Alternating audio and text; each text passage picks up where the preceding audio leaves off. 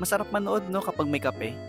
As a coffee lover, ang lakas kong gumastos kaka-order ng kape. Until I found out Anghel Kape.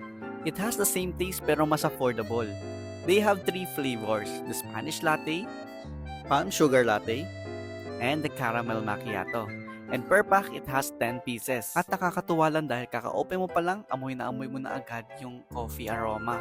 Kaya nangangamoy kape talaga at matatakam ka talaga. Kaya dahil manonood tayo, ako ay magtitimpla ng caramel macchiato. You can drink this in cold or hot water. Pero dahil mahilig ako sa iced coffee, gagawin natin siyang iced coffee. We will just stir it very well and add ice and then it's ready to go. As I tasted it, very smooth and creamy ng coffee blend niya. It has a rich caramel sweetness and a hint of espresso.